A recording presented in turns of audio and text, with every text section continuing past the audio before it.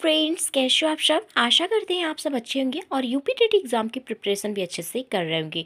Friends, class 10 तक हमने दे दिया है। आज हमारा जो क्लास रहने वाला है वो क्लास नंबर 11, जिसको कि मैं सीडीपी के पीवाईक्यू क्वेश्चंस के कलेक्शंस लेकर के आ रही हूँ, जो कि आपके आगामी यूपी टेट एग्जाम के लिए काफ़ी ज़्यादा हेल्पफुल रहने वाले हैं।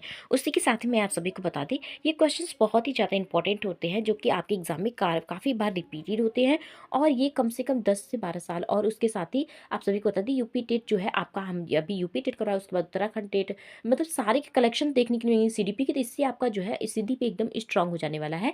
आगे आप बहुत अच्छा स्कोर कर पाएंगे। तो देरी न करते हुए फ्रेंड स्टार्ट करते हैं। सबसे फर्स्ट क्वेश्चन है कि विकास की मनोसामाजिक सिद्धांत का प्रतिपादन किसने किया था?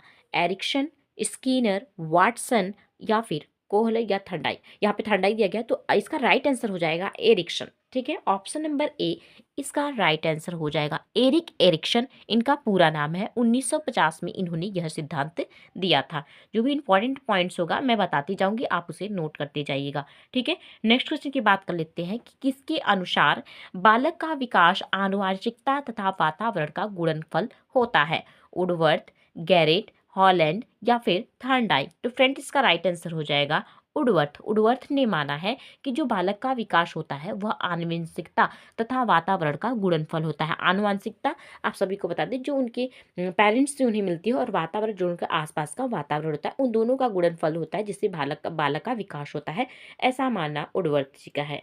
ठीक है, नेक्स्ट क्वेश्चन की बात कर लेते हैं। नेक्स्ट क्वेश्चन है कि मनोविज्ञान की सर्वप्रथम अपनी आत्मा का परित्याग किया, फिर अपने मन का और फिर अपनी चेतना का, यानी पहले आत्मा, मन और उसके पार चेतना, इनके संदर्भ में किसने माना है कि इन सभी को सजोए हुए व्यवहार के समय कौन अध्ययन, मतलब व्यवहार का ऐसा कौन अध्ययन करता है?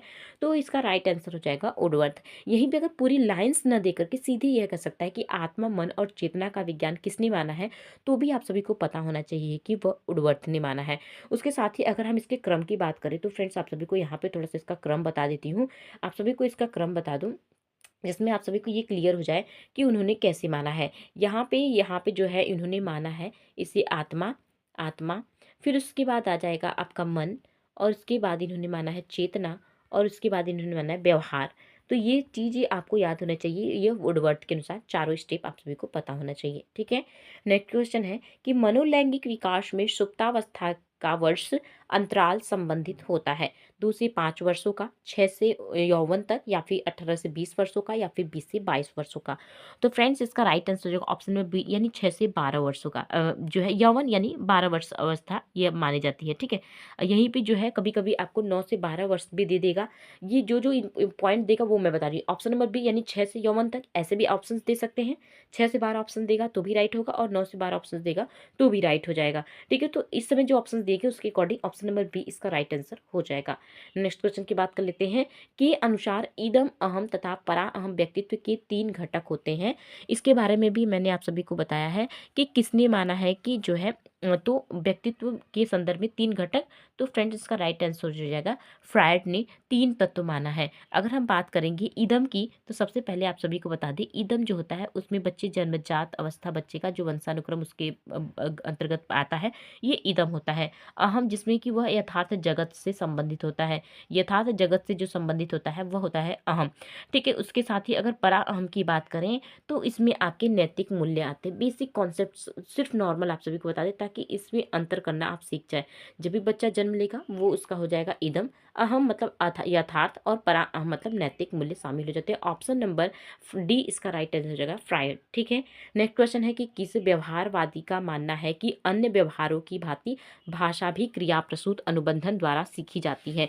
तो फ्रेंड्स, मैंने क्रिया प्रसूत, अगर इस चीज को क्वेश्चंस को घुमाकर यहाँ पे पूछा गया है, लेकिन अगर मैं आप सभी से बताऊं, तो अगर यही ये पूरे लाइन को आपको पढ़ना नहीं की जरूरत नहीं है। आप सिर्फ इतना पढ़िए कि क्रिया प्रसूत अनुबंधन के द्वारा सीखे जाने पर किस व्यवहारवादी ने जो है फोकस किया है। तो इसका राइट आंसर होगा ऑप्शन नंबर बी, यानी B.F. स्किनर इनका पूरा नाम है। तो ऑप्शन नंबर बी इसका राइट आंसर हो जाएगा। ठीक है, नेक्स्ट क्वेश्चन की बात कर लेते हैं। नेक्स्ट क्वेश्चन है कि निम्न में से कौन केंद्रीय प्रवृत्ति, निम्न में से कौन जो है केंद्रीय प्रवृत्ति का माप नहीं है?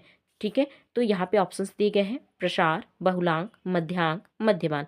तो फ्रेंड्स इसका राइट आंसर हो जाएगा प्रसार, क्योंकि आप सभी ने तीनों चीज़ें पढ़ी होंगी, यानी अगर नहीं पूछा है तो हमें निगेटिव ही चूज़ करना है। बहुलांक भी होता है, केंद्रीय प्रवृत्ति, मध्यांक और मध्यमान, ये तीनों जो है आप सभी ने पढ़ा होगा। लेकिन यहाँ पे जो प्रवृत्ति की मुख्य मापन होती है उन तीनों के द्वारा मापा जा सकता है, लेकिन यहाँ पे प्रसार नहीं आता है। ऑप्शन नंबर ए इसका राइट आंसर हो जाएगा, ठीक है, क्योंकि यहाँ पे गलत पूछा है। नेक्स्ट क्वेश्चन है कि अधिगम में प्रयत्न व भूल के सिद्धांत का प्रतिपादन किसने किया, ठीक है। तो फ्रेंड्स यहाँ पे जो है ऑप्शंस जो है वो गलत हो गए हैं। तो ऑप्शंस मैं आप सभी को दे देती हूँ, जिससे आप सभी को पता ही होगा कि इस क्वेश्चंस को मैंने काफ़ी बार करा दिया, और चूंकि ये रिपीटेड क्वेश्चन था इसलिए मैं यहाँ पे लेकर के आई हूँ। पावलोव, हेगार्टी डाल दीजिएगा, उसके साथ ही थार्नडाइक डाल दीजिए, थार्नडाइक। ऑप्शंस के अकॉर्डिंग आप सभी ऑप्शंस दीजिएगा जो है यहाँ पे, क्योंकि ये ऑप्शंस तो गलत हो गए हैं। यहाँ पे पावलोव, हेगार्टी, थार्नडाइक, उसके साथ ही हाल। तो ऑप्शन नंबर सी इसका राइट आंसर हो जाएगा, थार्नडाइक, ठीक है। नेक्स्ट क्वेश्चन की तरफ बढ़ते हैं। निम्नलिखित मापन के स्तरों में सबसे अच्छा कौन है? तो फ्रेंड्स निगमन विधि, आगमन विधि, अंतरण दर्शन विधि या फिर बहिर्दर्शन विधि। इस क्वेश्चंस के ऑप्शंस भी थोड़े गलत ही है फ्रेंड्स। मुझे ऐसा लग रहा है कि इस क्वेश्चंस के ऑप्शंस जो है वो गलत हो गए हैं। तो यहाँ पे निम्नलिखित मापन स्तरों की सबसे अच्छा की बात करें तो यहाँ पे होगा फ्रेंड्स अनुपात मापन। अब आपके मन में ही होगा कि कौन कौन सा मापन के प्रकार हैं, तो कुछ लोगों को पता होगा, लेकिन जिन्हें नहीं पता होगा उन्हें बता देते हैं फ्रेंड्स। पहला होता है आपका नामित मापन, या जिसको हम बोलते हैं नामिक, ठीक है, नामिक मापन। दूसरा हो जाएगा आपका अनुपात मापन, ठीक है, अनुपात। फिर उसके बाद जाएगा क्रमिक, और फिर उसके बाद अंतराल। तो फ्रेंड्स अंतराल अंतराल अंतराल, ठीक है। तो इसका राइट आंसर होगा अनुपात मापनी, ठीक है। और इम्पॉर्टेंट भी है, कभी कई बार एग्जाम में इससे क्वेश्चंस पूछे भी जाते हैं। निम्नलिखित में से कौन सा व्यक्तित्व का प्रक्षेपी परीक्षण नहीं है? इस क्वेश्चन को भी मैंने काफ़ी बार रिपीट करवाया है। तो 16 PF इसका राइट आंसर हो जाएगा। नेक्स्ट क्वेश्चन की बात करें तो आवश्यकता का पदानुक्रम सिद्धांत के द्वारा प्रतिपादित किया गया था? वॉटसन, मैस्लो, कोहलर या फिर पावलोव। तो मैस्लो के द्वारा ये इसका राइट आंसर हो जाएगा। अब अगर पदानुक्रमित सिद्धांत से क्वेश्चंस पूछे जा सकते हैं तो आप उसे आसानी से क्वेश्चंस को सॉल्व कर सकते हैं। कैसे, वो मैं आप सभी को बता देती हूँ। यहाँ पे सबसे पहले मैस्लो ने दिया है, ये आप सभी को पता होना चाहिए। यहाँ पे अगर मैं मैस्लो के बारे में बताऊँ तो इन्होंने 5 जो है आवश्यकताएं बताई है। बताया कि मनुष्य की जो होती है वो 5 आवश्यकताएं होती है। कौन कौन सी, वो देख लीजिए। शारीरिक आवश्यकता, सुरक्षात्मक आवश्यकता, सामाजिक आवश्यकता, सम्मान आवश्यकता, सामाजिक आवश्यकता और आत्मानुभूति।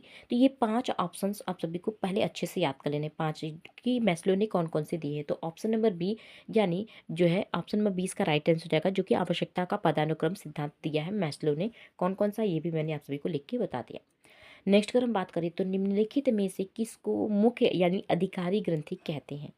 ठीक है, तो ऑप्शन है थायराइड ग्रंथि, एड्रेनल ग्रंथि, अंतःस्रावी ग्रंथि या फिर पीयूष ग्रंथि। तो फ्रेंड्स यहाँ पे अगर इसका राइट आंसर की बात करें तो ऑप्शन नंबर डी यानी पीयूष ग्रंथि इसका राइट आंसर हो जाएगा।